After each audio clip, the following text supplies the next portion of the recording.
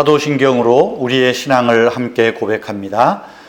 나는 전능하신 아버지 하나님 천지의 창조주를 믿습니다. 나는 그의 유일하신 아들 우리 주 예수 그리스도를 믿습니다. 그는 성령으로 잉태되어 동정녀 마리아에게서 나시고 본디오 빌라도에게 고난을 받아 십자가에 못 박혀 죽으시고 장사된 지 사흘 만에 죽은 자 가운데서 다시 살아나셨으며 하늘에 오르시어 전능하신 아버지 하나님 우편에 앉아 계시다가 거기로부터 살아있는 자와 죽은 자를 심판하러 오십니다.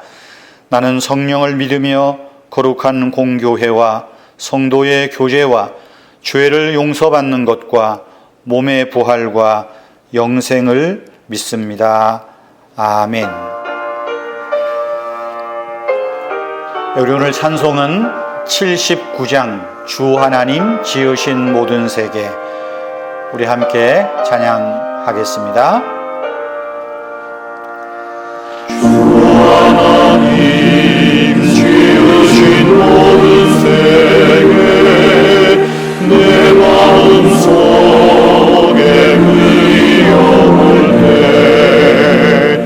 하늘의 별 울려 퍼지는 데서 주님의 권능 우주에 찬양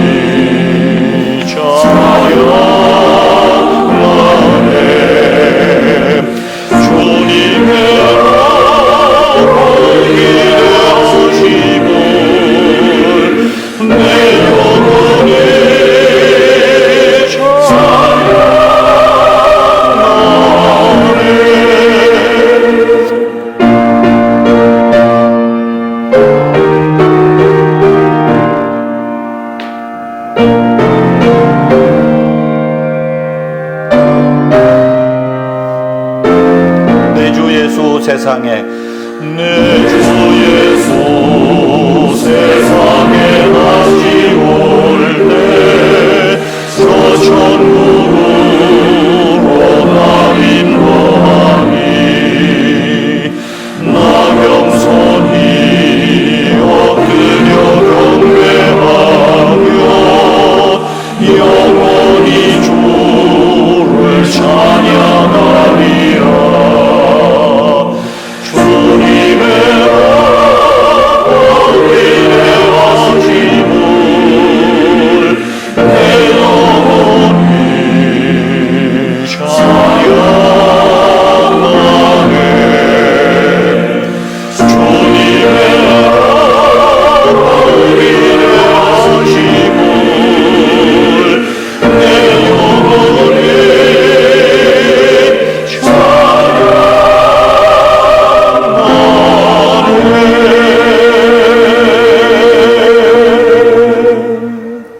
기도하겠습니다. 창조와 섭리로 역사하시며 은혜를 주시는 하나님 아버지, 하나님의 큰 사랑으로 우리를 부르시어 구원하시고 오늘도 하나님을 예배하는 자로 서게 하심을 감사합니다. 예수님을 믿는 것이 나의 기쁨이 되게 하시고 하나님을 사랑하는 것이 우리의 자랑이 되게 하옵소서. 자비로우신 주 예수님, 우리는 연약합니다. 그래서 자주 넘어지고 실수합니다. 한 주간도 돌아보니 우리의 입술이, 우리의 행동이 실수투성이었습니다. 주님을 묵상하며 기도하기보다는 스마트폰의 가십거리를 더 묵상했습니다. 말씀을 가까이 하며 독서보다는 세상의 거짓 뉴스에 여전히 속고 있었습니다. 우리로 호흡하게 하시고 생각하게 하시고 일할 수 있는 건강을 주셨지만 감사와 기쁨보다는 원망과 불만에 사로잡혀 시간을 허비하였습니다. 우리의 믿음 없음을 불쌍히 여기시고 우리에게 믿음을 더하여 주시옵소서. 능력을 주시는 성령님, 코로나로 교회당에 모이는 것에 제한받고 이 시간도 가정에서 우리 성도님들이 영상으로 예배합니다. 이 땅을 불쌍히 여기시어 코로나 바이러스가 소멸되게 하시옵소서. 확진자들의 건강을 회복시키시고 후유증이 없게 하시고 이들을 치료하고 돕는 의료진들을 축복하여 주시옵소서. 교회를 평온하게 하시고 복음의 능력 가운데 영혼 구원의 사명을 잘 감당하게 하옵소서. 예배의 영광을 회복하게 하시며 예배 중에 선포되는 설교 말씀이 내 마음에 잘 박힌 못과 같이 되도록 성령님께서 역사하여 주시옵소서. 더 많은 사람에게 복음을 전하며 함께 예배하며 함께 성장하며 함께 주님 나라 사역을 잘 감당하도록 우리 교회와 민족교회와 성도들을 축복하여 주시옵소서. 특별히 우리 은혜의 교회 다음 세대인 어린 자녀들과 청년들이 주님의 말씀에 바로 서서 믿음이 견고해지며 신앙 가운데 잘 성장하게 하여 주옵소서. 그래서 예수의 복음과 교회의 전통을 잘 이어가는 우리 자녀들이 되게 하여 주시옵소서. 교회에 속해 있는 부모님들 또 연세 드신 어른들 하나님이 기억하시고 믿음을 더욱더 굳건하게 하시며 천국 소망 흔들리지 않도록 지켜주시기를 원하옵나이다. 온라인으로 영상 예배를 드리지만 또 이것이 서툴러서 집중하여 예배하지도 못하고 또 온라인을 잘 사용하지 못하여서 참 본의 아니게 예배에서 낙오되는 분들도 있습니다.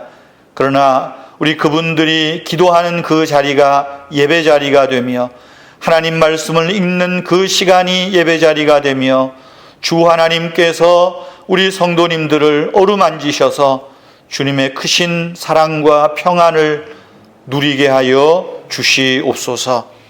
하나님 아버지, 우리의 심령이 시기와 미움에 사로잡히는 일이 없도록 깨어 있게 하여 주옵소서. 더 넓은 마음으로 이해하게 하시고 다른 사람이 잘 되고 성공하는 것을 볼 때 함께 기뻐하는 자가 되게 하여 주시옵소서. 평온한 마음이 육신의 건강을 견인하는 줄 믿사오니 오늘 예배 가운데 하늘 위에서 평화를 내려주시고 그 사랑의 물결이 우리의 영혼을 덮게 하여 주시옵소서. 하나님 아버지, 있는 처소에서 주 하나님 앞에 예배하며 봉헌합니다. 봉헌하는 손길들을 축복하시고 11조로 감사헌금으로 주일헌금으로 드리는 모든 손길들 위에 가정과 직장과 사업장 위에 하나님의 크신 복을 내려 주시옵소서. 오늘도 주님의 말씀을 선포하는 종의 입술과 생각을 붙들어 주시고 영상으로 주의 말씀을 듣는 모든 성도들의 마음을 성령님께서 사로잡아 주시옵소서. 말씀을 전하는 자와 듣는 우리 성도님들이 성령 안에서 한 몸이 되게 하여 주시옵소서. 감사하옵고 예수님의 이름으로 기도하옵나이다. 아멘. 광고 말씀은 지금 2단계로 계속해서 온라인 영상 예배 중에 있습니다. 제가 금요일에 우리 구역장님들에게 이번 주일 또 다음 주일 영상 예배 광고를 드렸는데요. 그 후로 또 뭐 교단에서도 그런저런 연락이 옵니다. 여러분, 지금 우리 교회 뭐 각 교단의 대표들과 또 방역 단체가 이렇게 지금 서로 의논해서 이렇게 비대면 예배를 하도록 권장하고 있습니다. 그래서 뭐 큰 교회든 작은 교회든 영상 예배의 최소한의 인원만 교회에서 이렇게 마스크 쓰고 예배하도록 그렇게 서로 합의를 하고 각 교회에 지금 이렇게 협조 요청을 하고 있습니다.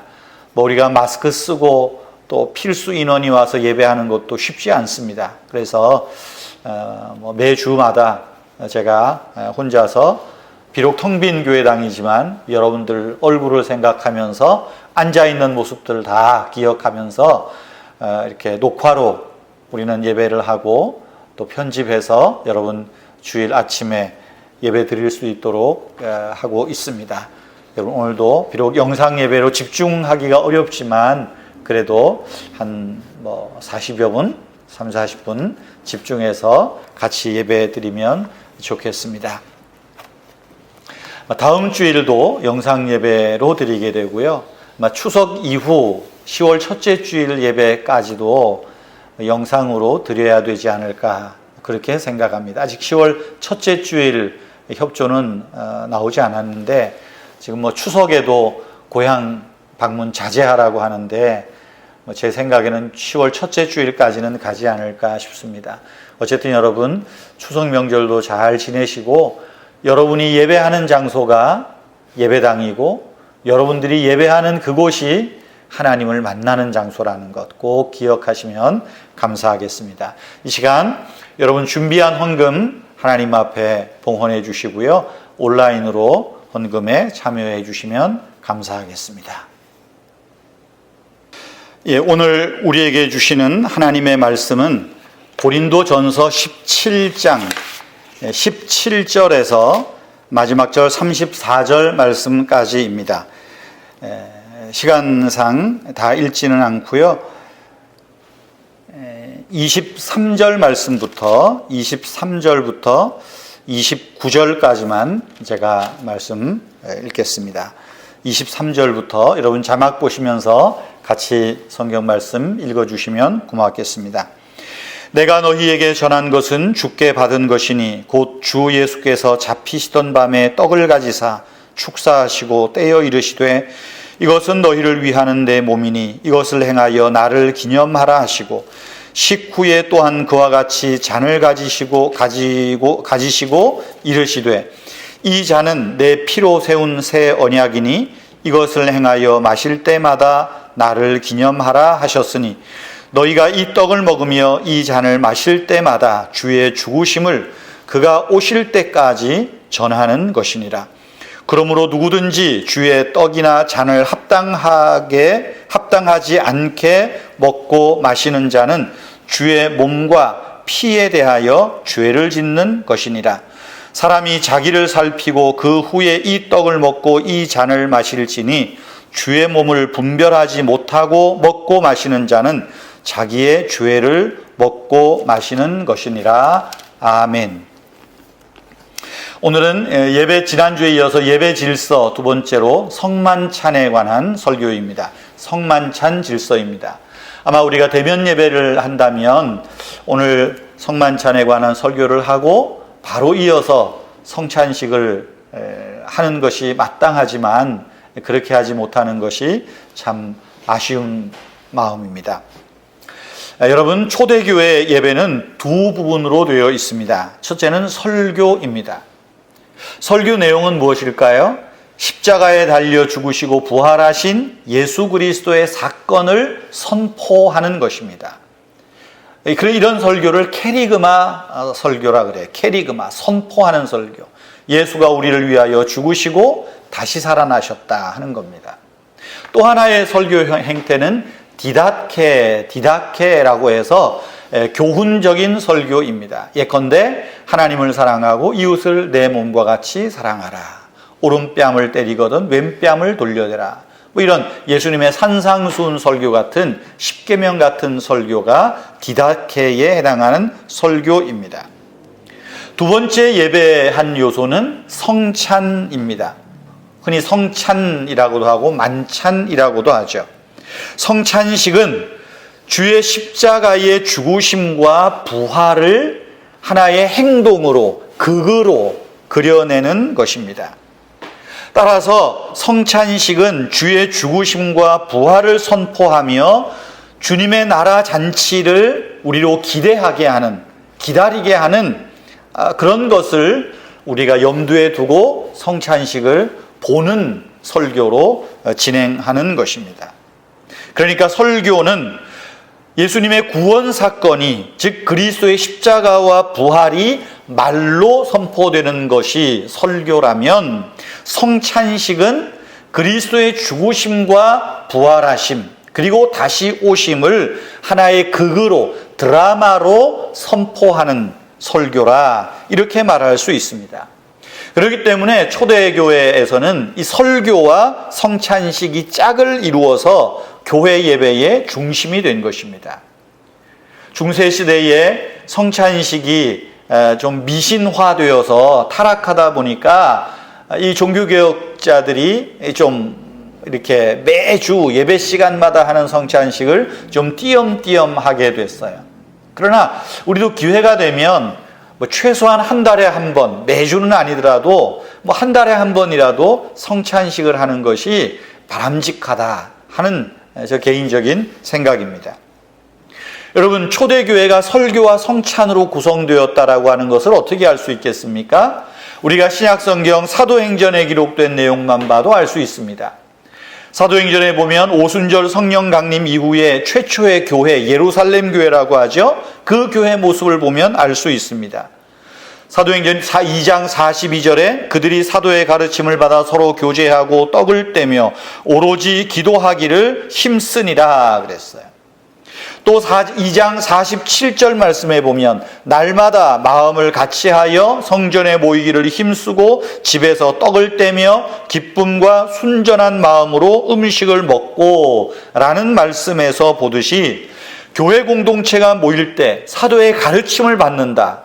즉 아까 말씀드린 대로 캐리그마적인 설교, 디다케 설교를 들어요. 그리고 성찬, 떡을 떼면서 예수 그리스도의 죽으심을 기념하고 기억했다라고 하는 것을 쉽게 알 수 있습니다. 고린도 교회 역시 초대교회로서 이 설교와 성찬이 예배의 중심이었습니다. 그런데 뜻하지 않게 교회의 은사주의자들로 인해서, 열광주의자들로 인해서 설교가 그 중심을 잃어버렸어요. 그래서 여기저기 예언의 은사 받은 사람들이 자기네 말을 쏟아내기 바빴던 것이죠.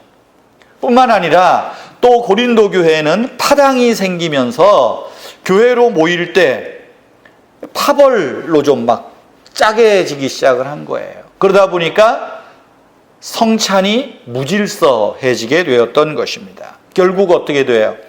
교회가 무질서해지고 예배가 무질서해지게 되었던 것입니다.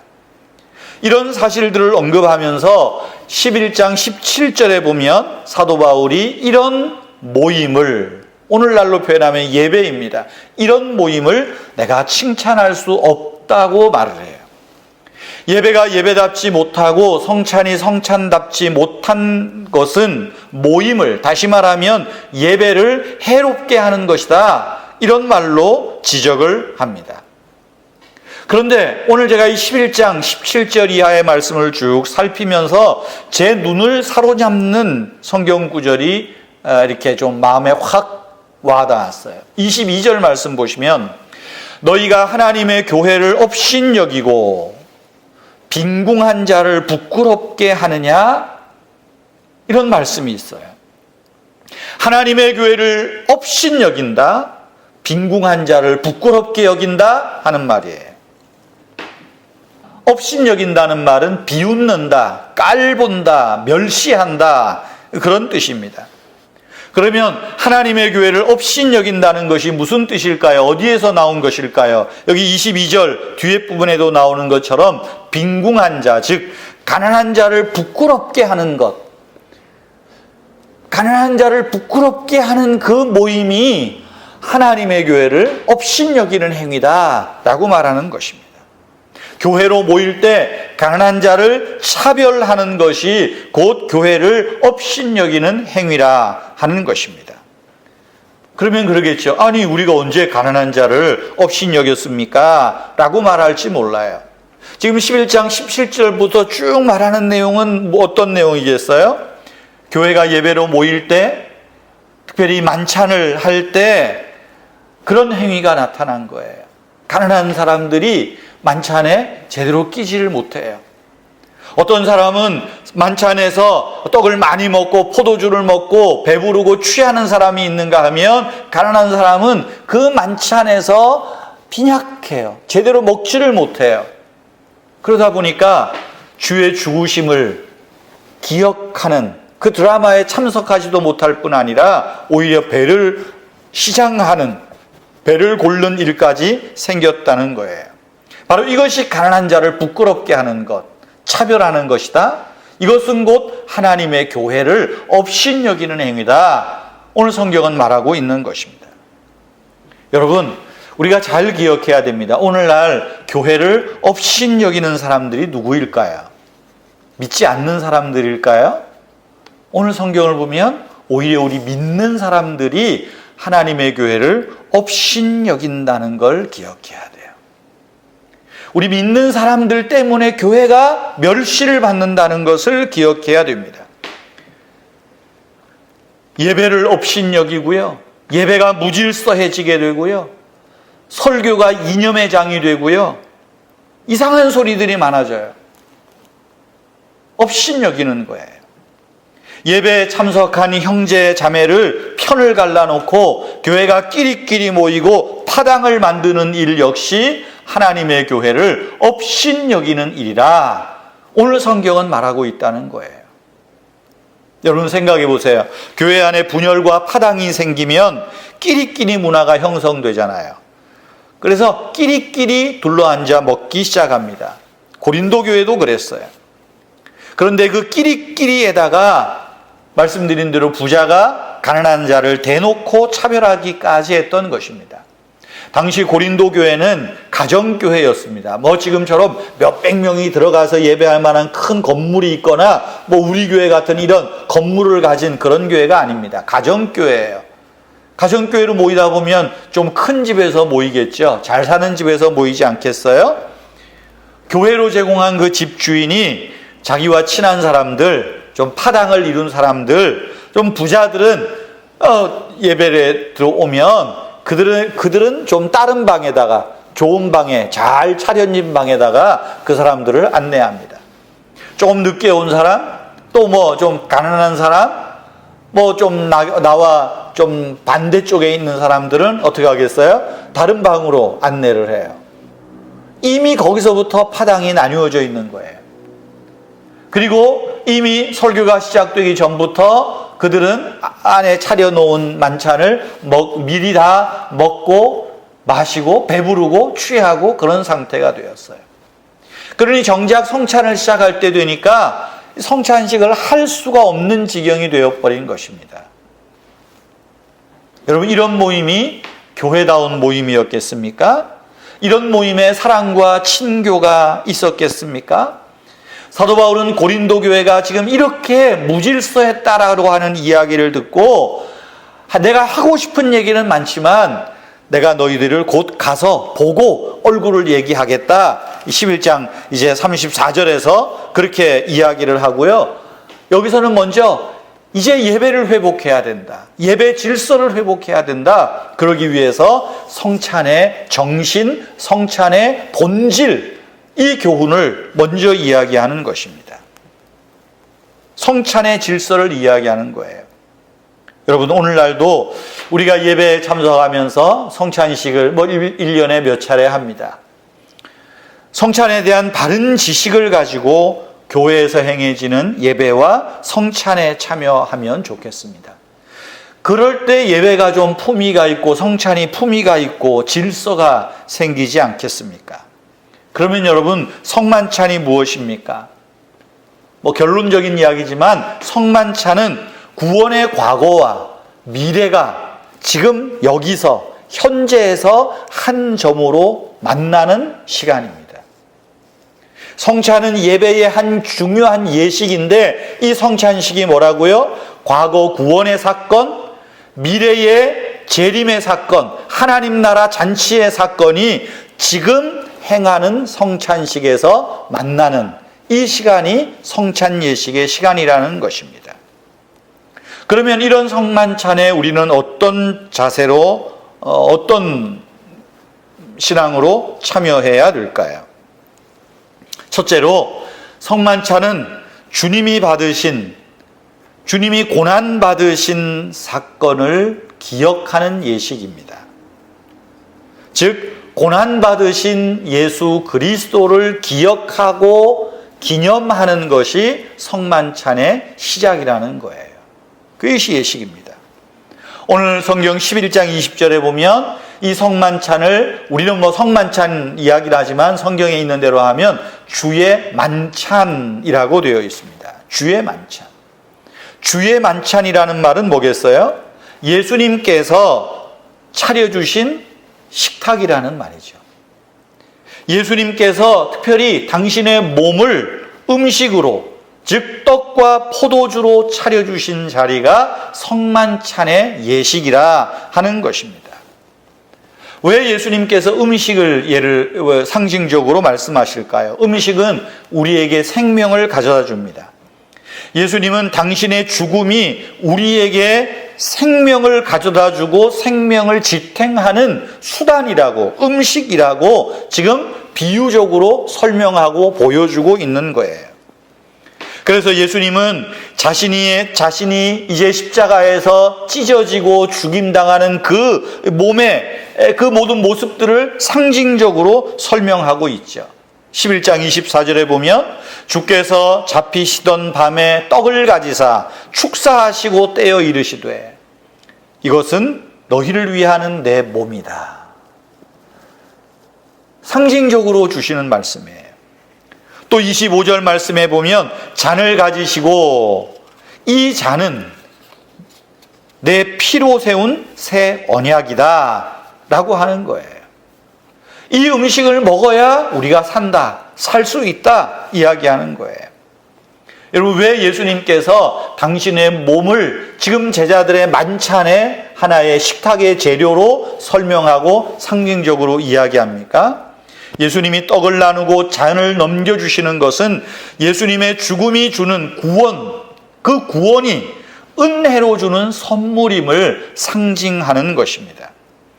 그러므로 우리는 이 성만찬은 예수 그리스도께서 고난받으시던 밤을 되돌아보는 예식입니다. 그리스도께서 우리를 위해 흘리신 그 희생의 피를 기념하고 감사하고 그 마음으로 참여하는 것이 성만찬이에요. 그래서 24절에 보면 너희는 이것을 행하여 나를 기념하라. 내가 내 몸을 너희를 위하여 음식으로 주었던 내 몸을 성만찬을 행할 때마다 기념하라 말씀하는 거예요. 여러분, 성찬식은 그리스도께서 우리를 위해 희생의 피 흘리심을 되돌아보는 예식입니다. 저와 여러분들이 이것을 알고 이것을 믿고 성찬에 참여하면 좋겠습니다. 두 번째로 성만찬은 현재적인 의식입니다. 즉 성만찬은 나를 살리는, 지금의 나를 살리는 예식이라는 말입니다. 구약의 이스라엘 백성들이 유월절 만찬을 할 때 그들은 가정에서 묵은 누룩을 제거했습니다. 왜 묵은 누룩을 제거할까요? 묵은 누룩이 상징하는 바는 죄입니다. 특별히 묵은 누룩이라는 말은 뭐겠어요? 옛 습관, 죄의 버릇, 종의 버릇, 악한 모습들, 이런 죄를 제거하는 그 일을 먼저 했어요. 우리도 주님의 성찬식이 광고가 되고 다음 주에 성찬식을 합니다 할 때는 한 주간 좀 우리 자신을 하나님 앞에서 되돌아보는 자세가 필요합니다.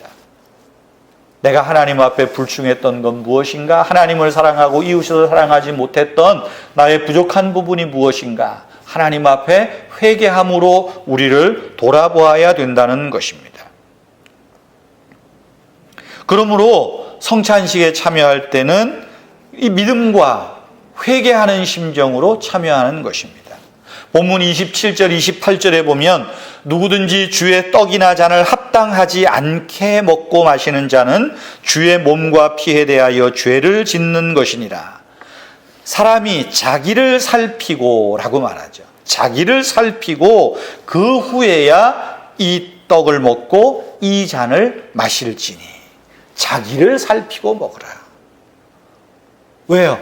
주님이 당신의 몸을 우리의 죄를 씻고 새로운 생명을 위한 수단으로 이걸 주셨는데 우리가 그거를 깨닫지 못하고 나를 살피지 못하고 주님의 떡을 잔을 마실 수 없다라는 것입니다. 29절 말씀에 보면 자기를 분별하지 못하고 성만찬에 참여하는 것은 죄를 먹고 마시는 것이라고까지 말했습니다. 떡과 포도주가 상징하는 십자가에 바쳐진 그리스도의 몸은 우리를 위한 대속과 새 언약의 제사였다는 것을 기억하라는 거예요. 그것을 믿으라는 거예요. 그리고 우리 자신의 죄를 뉘우치고 회개하는 마음으로 이 성찬에 참여하지 않으면 오히려 죄를 먹고 마시는 것과 같다라고 하는 것입니다. 그러므로 성찬에 참여하는 성도들은 현재 내 믿음을 살피고 내 안의 죄를 회개하고 주님을 사랑하는 마음을 간직하고 성찬에 참여해야 한다는 거예요. 더 나아가서 성찬의 현재적인 자기를 살피라는 이야기는 좀 적극적으로 말하면 교회 공동체 안에 형제 자매를 돌아보라는 것입니다. 즉 이웃 사랑을 점검해 보라는 거예요. 함께 음식을 먹는 것은 성도에게 교제하는 기회가 주어지는 것이고 주의 만찬은 주 예수 그리스도께서 자기의 희생을 통하여 이루어진 형제적인 교제, 즉 그리스도의 몸으로 하나됨에 참여하는 거예요. 하나됨에. 그래서 고린도전서 10장 16절에 보면 우리가 떼는 떡은 그리스도의 몸에 참여함이 아니냐? 17절 떡이 하나요 많은 우리가 한 몸이니 이는 우리가 다 한 떡에 참여함이니라. 그래서 성찬식이 되면 할 수 있으면 우리 성도님들은 빠짐없이 좀 참석하셔야 돼요. 또 성찬식을 하는데 누가 안 나왔나? 누가 안 보였나? 좀 잘 살펴서 어떤 어려움이 있는지, 좀 어떤 마음의 상함이 있는지 우리가 돌아보고 위로하고 격려하는 것, 그것이 필요한 자세라고 하는 것입니다. 여러분, 우리가 주님의 성찬상 앞에 초대받아 앉아 있는 것은 우리가 자격이 있어서 초대받은 것이 아닙니다. 오직 주님의 긍휼과 은혜로 초대받은 것 아닙니까? 역시 우리 역시 성도들을 살피고 돌아보는 마음을 가져야 됩니다.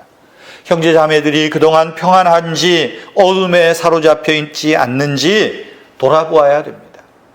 내가 하나님 사랑, 이웃 사랑의 정신을 회복하고 있는지 돌아보아야 돼요. 그래서 교회 안에서 이런 성찬식은 자주 해야 돼요. 우리 은혜의 교회가 참 우여곡절 끝에 개척되지 않았습니까? 참 우리 노건사님들 고생 많으셨고요. 눈물 많이 흘리셨어요. 우리 은혜의 교회가 개척되고 처음 성찬식을 했을 때 우리 황부린 권사님이 저에게 하셨던 말씀을 저는 아직도 기억합니다. 성찬식이 끝나고 그 주간인가 새벽에 제가 들었던 이야기 같은데 그래요. 아유, 목사님, 우리 은혜의 교회 시작하고 성찬식을 하니까 너무너무 좋습니다. 그동안 한 1년여 정도 성찬식을 못했던 것 같아요.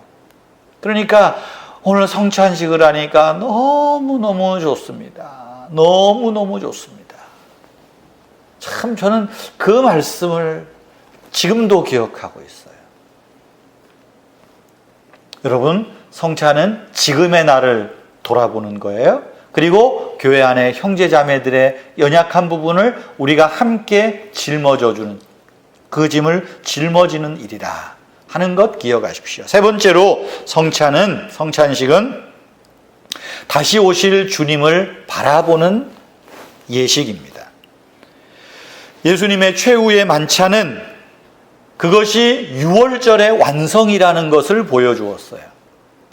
그런데 그 유월절의 완성인 예수님의 만찬, 즉 십자가의 죽음은 하나님 나라에서 베풀어질 그 영원한 혼인잔치, 하나님 나라 잔치를 예표하는 또 하나의 그림자였다는 사실입니다.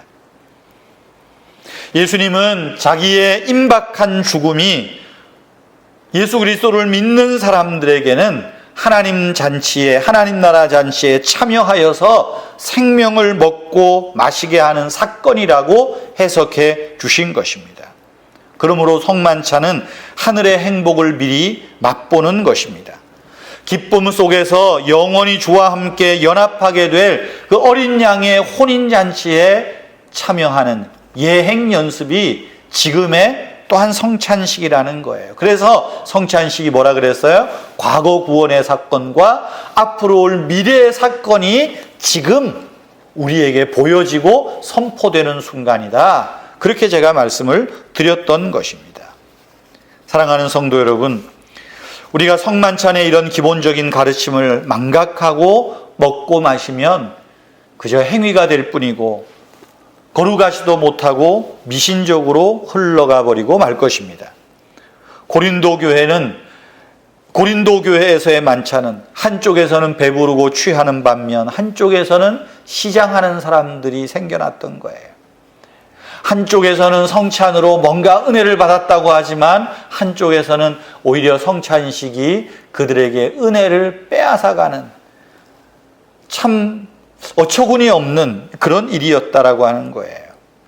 무엇입니까? 하나님의 교회가 업신여김을 당했고 예배가 무시되었고 성찬이 무질서해진 하나의 증거였습니다.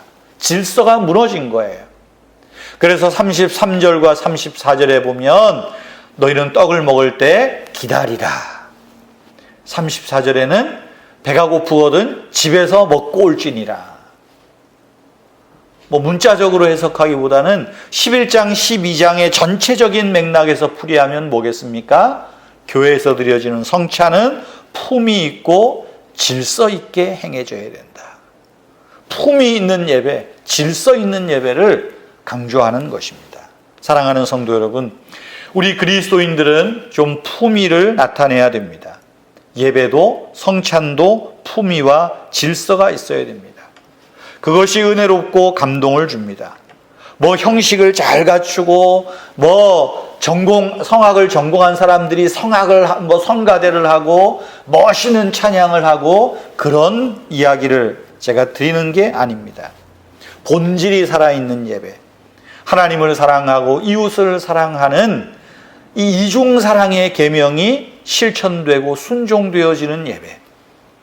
예수 그리스도가 우리의 죄를 위하여 죽으시고 다시 살아나셨고 그리고 다시 오실 것이라고 하는 이 그리스도의 사건, 십자가의 사건이 온전하게 선포되어지는 설교, 그 예수의 십자가의 사건이 보여지는 성찬, 바로 이것이 올바로 시행될 때 교회는 질서가 생기게 되고 예배가 질서가 생기게 되고 성찬이 질서가 잡히게 된다는 것입니다. 성도 여러분, 기억하십시오. 성만찬은 우리를 위한 주 예수님의 십자가 사건을 기억하는 예식입니다. 성만찬에 참여하는 우리는 나를 살피고 형제와 자매를 살피는 이웃사랑의 또 하나의 실천의 시간이 되어야 됩니다. 뿐만 아니라 성만찬은 장차 하나님 나라에서 완성될 그 잔치를 기억하면서 믿음과 사랑으로 참여하여야 됩니다.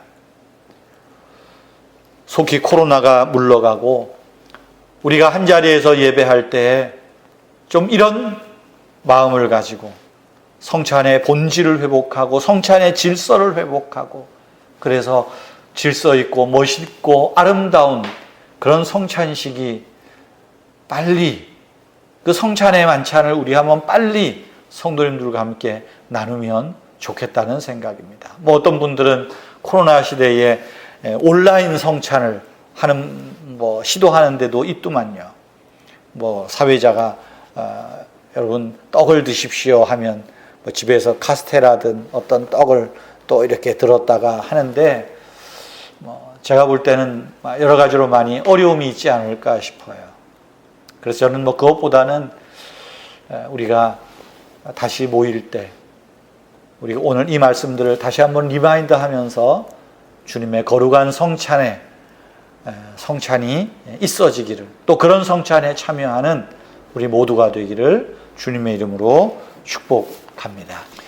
주 예수 그리스도의 은혜와 하나님 아버지의 크신 사랑과 성령님의 위로하시며 교통하심이 주의 몸을 분별하여 먹고 마시며 나를 살핌으로 주의 거룩한 만찬에 참여하는 복된 성도의 삶을 살기 원하는 사랑하는 우리 성도님들과 그 가정과 주의 몸된 교회 위에 항상 함께 있을지어다. 아멘.